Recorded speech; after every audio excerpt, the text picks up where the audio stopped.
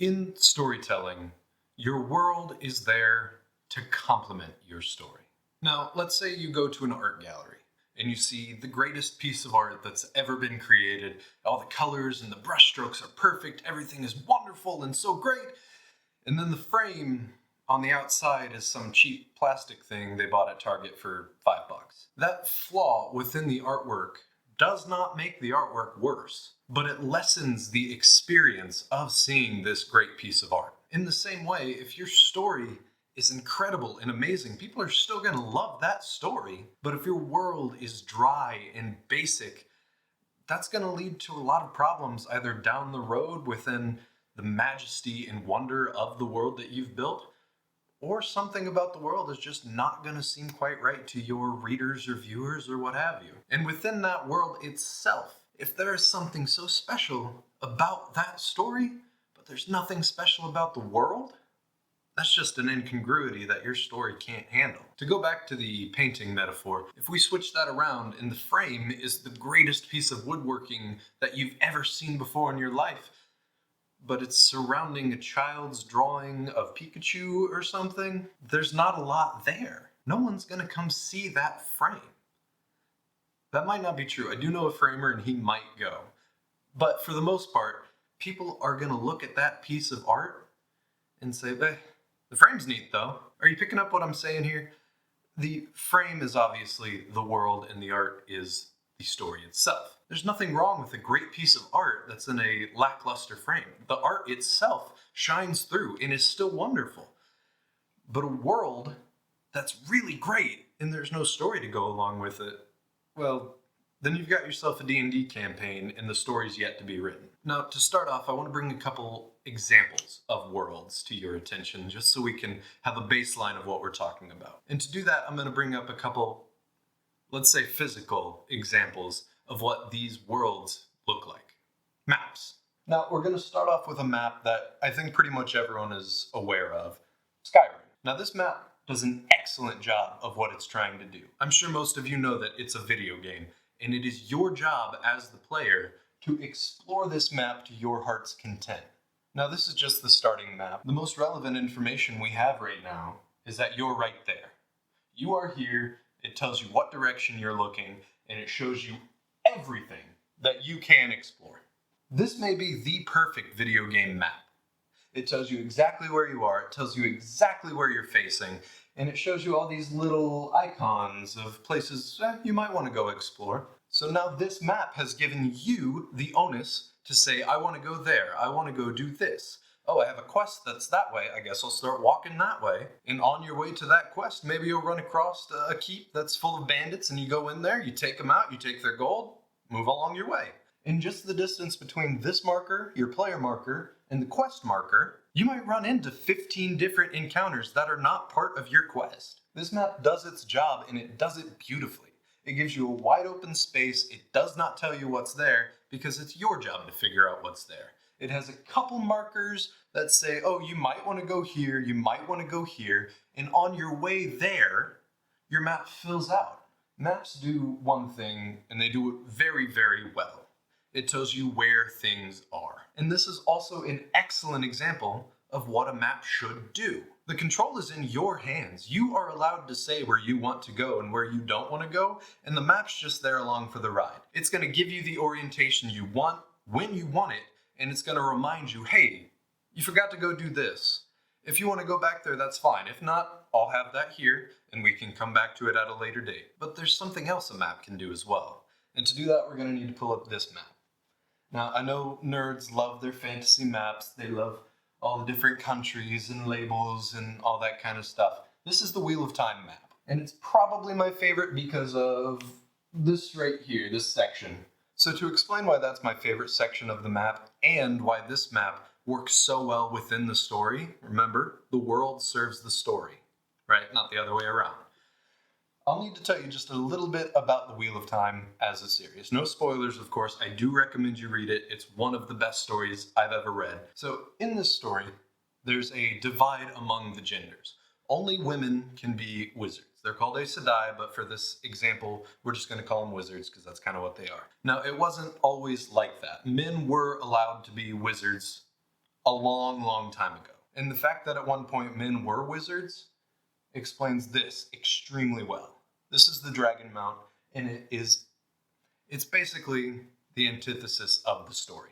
So in the Wheel of Time, things aren't necessarily broken up into like years. There are still years. There's this metaphor of the wheel, and the wheel is basically humanity in existence, and everything circles around eventually. So a long, long time ago, back when the men were allowed to be wizards, there was the most powerful wizard. We don't need to get into all the exact points yet. Once again, I suggest you read it. It's a great series. But in the series, the reason men are no longer allowed to be wizards is because their pool of magic was tainted.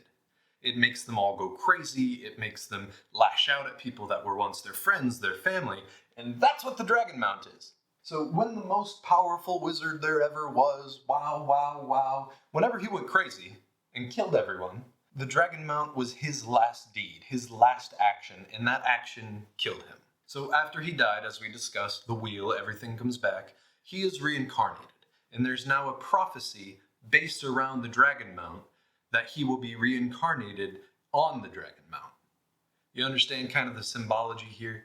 This is a perfect example of the world serving the story. If we zoom out a little bit, you'll see like we've got mountain ranges here, and there's mountains over there.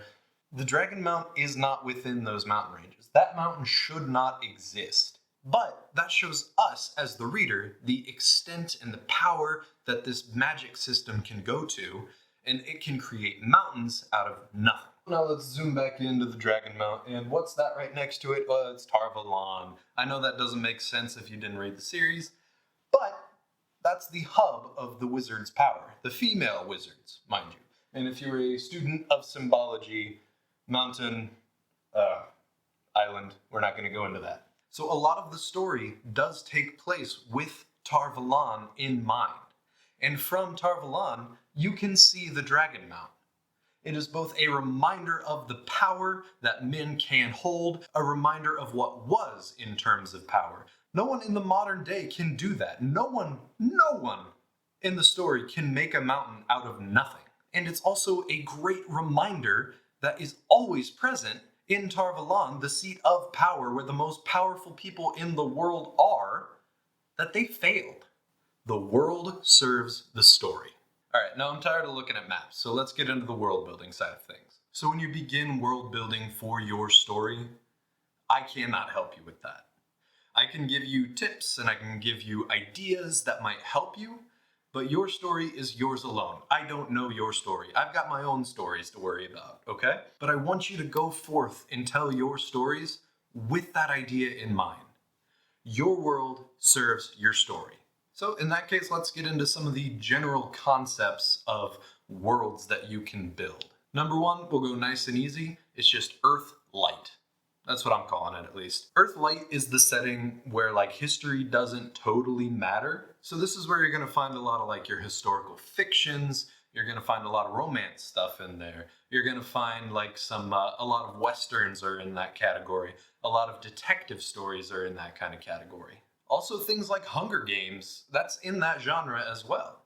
It's in the future, something went wrong, something changed, some person who shouldn't have power got power, and then they're in that world and they have to deal with it. But that's still technically an Earth Light kind of story. And now that I'm thinking about it, honestly, a lot of sci-fi could fall into the Earth Light category. These are kind of fluid. They don't always have to be exact, defined, specific kind of settings. They just kind of have to generally work. Like if you've seen the movie Gattaca, Uma Thurman movie where they like mess with the genetics, that's technically an Earth Light movie the way I'm defining it. It's set in the future, and obviously we don't know what's going to happen in the future. So maybe there is a scientist out there that's going to figure out how to change the DNA of babies before they're even born and make them stronger swimmers or have perfect lungs or like make their metabolism super high so they never get fat. Those are Earth Light. Does that make sense? Leave a comment if that makes sense. Leave a comment on all of these if they make sense or not, and I'll take that into account later. Now, for Earth Light settings, there's not a ton of work that needs to be done. You don't even specifically have to know a lot about the topic you're writing about. So let's take like Colleen Hoover's books. I never read them. So we'll talk about this one right here. This is the flower shop one. Colleen Hoover doesn't have to know anything about running a flower shop. She just has to say that the flower shop is successful, and it's successful enough for the main character to live comfortably off of it. Colleen Hoover doesn't have to get into the specifics of your return on investment, how much the flowers cost, how much you're selling them for. She doesn't have to worry about that stuff because that's not what it's about. The story's about a woman who owns a flower shop falling in love with someone who is not very nice to her. So what Colleen Hoover needs to know is who her characters are. Why does her character own a flower shop? What does that represent? Does the flower represent a purity? Does it represent femininity? Does it represent independence? These are the kind of things you need to think about with an earth-light setting. Specifics don't necessarily matter unless that's what it's all about. Kind of like The Martian. So in The Martian, we do need to know a little bit of real-world knowledge about like growing potatoes in foreign soil, how to fertilize that soil, how to create water so that that soil can be properly hydrated and your plants can grow properly. That's still technically an Earth-light story. It doesn't take place on Earth, that's for one, it takes place on Mars. So the more knowledge you have about your subject, that's great. That'll sell your story a little more to the people who know what that industry is like. All I'm asking for is that when you write your story, like when you see your own profession in a movie or in a TV show or you read about it, and it's not quite right, like the Hunger Game movies I was mentioning earlier. When she pulls back that bow and just snapshots arrows off, well, that bothers me a lot because I do shoot archery. So if she's pulling it back and just snapping shots off, I know as an archer, those arrows aren't going to do anything. The most those arrows are going to do is knock tin cans off of a log. Maybe. So to illustrate what I mean by that and why it bothers me so much, this is I believe it is a 50-pound bow. I haven't shot this one in a while. My other one's in there. And to pull back the sights on that takes a lot of finger strength. That takes a lot of discipline. Yeah. And she's just flinging those arrows. She doesn't have an anchor point. Wherever you have your anchor point. It drives me nuts. So if you have a story that's like that, know what you're talking about a little bit. And maybe knowledge doesn't work for your story. Only you can decide that. And then your audience will let you know if they agree or not. The next story I want to talk about is The Other World. This is where you get a lot of your fantasy young adult. You got your Percy Jackson, you got Harry Potter, you've got Narnia, you've got Dresden Files. Dresden Files is not a young adult novel. Don't give that to a young adult. And while we're talking about things that are not young adult but still fall within the realm of Other Earth, you ever heard of this bad boy? Other worlds are very, very common in like Western European folklore. You've got your Tir na Nog, you've got the fairy courts, and in a lot of stories you got your afterlife. That's an other world. You got your like heaven realm or your Hades. And this is where in your story, you get to do a lot of that fun world building stuff. You get to decide what the people are like there, their different customs and traditions. Do they have holidays over there? What do they eat? Maybe they just eat normal food. Or if you go like the Dresden Files route, or just, I guess, Western European fairy tales in general, they have special food, special fairy food that's like everything in the fairy world. It's so much better than the human food, but if you eat it, you'll owe someone something, and maybe that's a contract you don't want to sign. This is also a setting you can use if your readers aren't used to like special new worlds. Other worlds are great. You've still got the safety net that is the real world, the regular world, and then you've got everything that you created that's super cool over here and like way better than over here, but we gotta go back there because that's where home is. And there's a lot of fun tropes and like stories that you can get from there. How do they get to the other world? Is it a Narnia situation where they don't get there, it happens to them? Is it like you stand in the middle of Stonehenge at 6:33 on a Tuesday and spin around and that's how you get to the other world? Or is there a wizard that can take you to the other world? Those are all really fun concepts that you get to play with as the storyteller, and you need to make everything work cohesively with your story. Once again, there we go. Boom, just like that. So for this example, I want to talk about Jonathan Strange and Mr. Norrell. Once again, I highly recommend. And the other world in this is a very traditional fairy world. And when I say traditional in this case, I do not mean Disney. I mean Brothers Grimm fairy tale world. Everything is these like deathly corpse blue and white, and it's all just kind of gross and weird, but it should be beautiful. The people are supposed to be beautiful. They are a heightened version of humanity, and it's just wrong. And that works so well within the story. The story is about unintended consequences, not using your knowledge to the fullest to be prepared, to be ready, and you just have to accept whatever consequences come at you after you've done what you need to do. So within the story, Jonathan Strange brings a woman back to life. And he does that using a deal with a fairy. That guy. So he did what he set out to do. He brought the woman back to life. But he did so making a deal with a fairy. A deal that he did not fully understand. And that's what the story is about. The other world is the antithesis of what not understanding the deal is. It's a traditional fairy world. There are balls and dances every night. Everyone is beautiful, a heightened form of humanity. And it's supposed to be wonderful, but it's not. Because it's weird, because it's wrong. So when Jonathan makes that deal to save the woman's life, to bring her back from the dead, she then has to suffer the consequences. If you've read the story, cool, we're probably going to be friends. If not, Jonathan signs away part of her life. I think it's like 20, 30 years or something like that. It's been a minute since I've read it. It sounds like a good deal.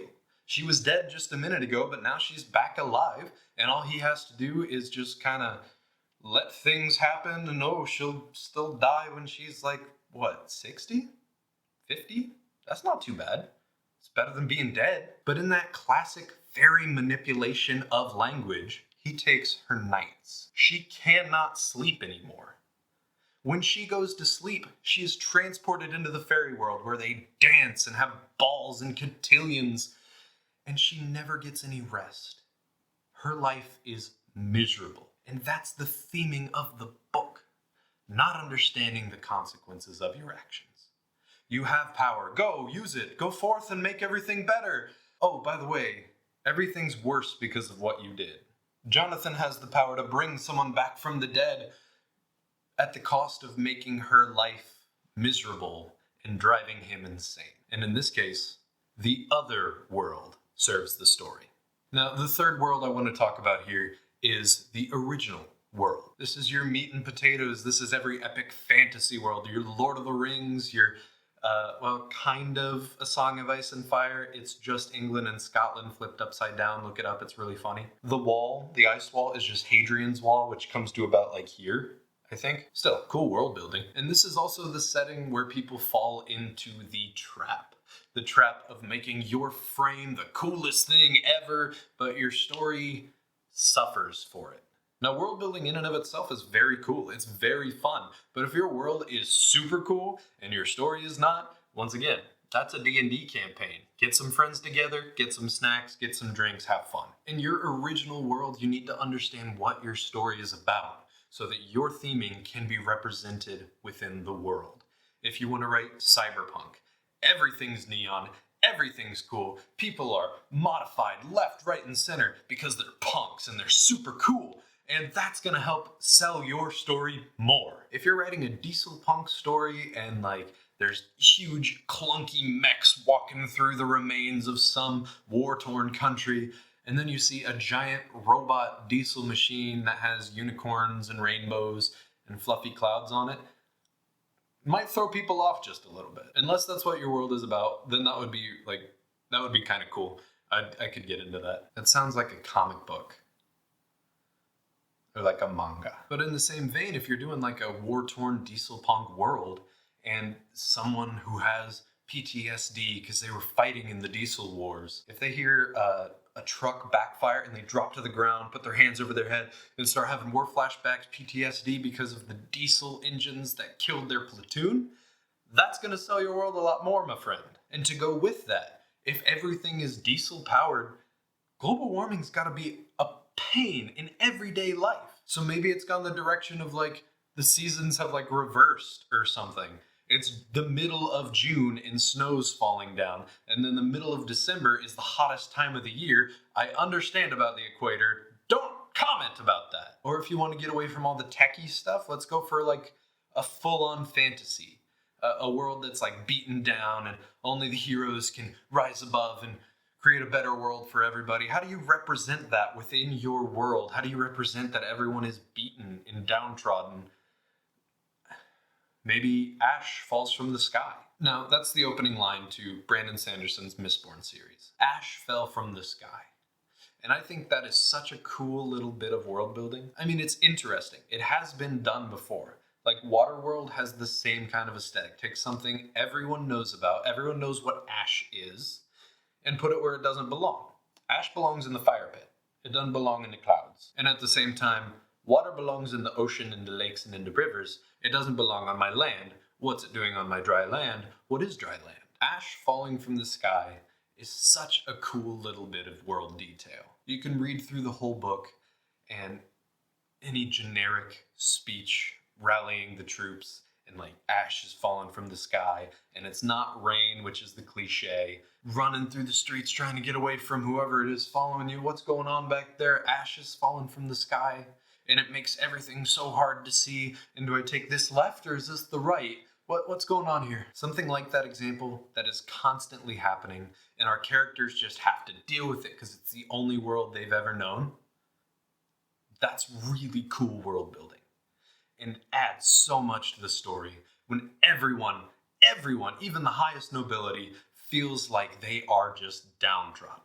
Like nothing is ever going to get better. It's up to you as the storyteller to figure out your theming and how you want to implement those themes into your world and make them come through with just the way people are living and the way that the world works. Because world building is not just about geography and locations. It's also about politics. It's also about relationships. It's also about countries and war and peace times and an infinite amount of other things that happen in a world. Which brings us to the last world I want to talk about. That's the best world building you're ever going to get. Everything that has ever happened in existence to humanity has happened right here. Somewhere on this sphere, everything has happened. Every book that's ever been written, every movie that's ever been made, it all happened right there. And it always took inspiration from the things around it. Even the most interesting, weird, kind of spacey, out there world building has its roots on Earth.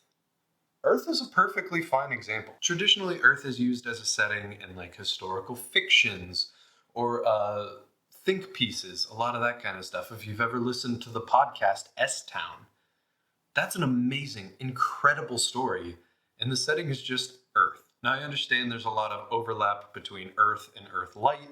That's kind of the point. These are very fluid settings. Nothing is set in stone, and that's part of the fun of it. If you want to write a story about the greatest summer some guy spent with his 3 best friends, and they all went to Woodstock, or they went to see the Grand Canyon, or they took a weekend trip up to Canada just for fun, that's cool. Go for it. There's very little difference in the setting of Earth and Earth-light, and that's okay. The purpose of having Earth on this list, though, is not to tell you how to world build the planet. It's not to tell you if you don't know everything about the subject you're talking about, if you even have one little mistake in there. It's not actually Earth, it's actually Earth-light, because that's not important. The reason I have Earth on here is because every example of world building comes from here. You can have the most interesting or weird idea and put that into your story, and I'm going to guarantee you 100% of the time it comes from there. The strangest sci-fi stories out there, you've got like Dune sandworms. That's just the Mongolian deathworm. You've got like the Terminator and T-100s. That's humanity's fear of being replaced, put into a story. And that's the best part about having your story set on Earth. We're not just a people of logic and mathematics. We are a people of storytelling, and we are a people of fun and imagination and inventiveness, and it doesn't always work out well in the end, but at least we tried. Sometimes we get it wrong. I mean, just imagine how the first guy who was looking off in the distance and said, "Whoa, that's a half man, half horse. That's crazy. I gotta tell everybody about that." Just imagine how stupid that guy felt when you learned about what horses really were, and that you ride on top of them, and that they go quick. As a people, humans are so inventive, and they're so clever, and the best way to learn about world building and to learn about everything that goes into a world, politics, history, war, peace, trade, everything. It's all right there. You just need to go out and you need to learn. You need to go to your local library and you need to figure it out. You need to watch YouTube videos and you need to learn. And that's the best advice I can give you on world building. But we need to make it a little snappier. So I guess what I'll say is the world serves the story. And with that, hit like, hit comment, hit subscribe, share it with people, your DMs, or like your storytelling friend, and have a great day. Bye.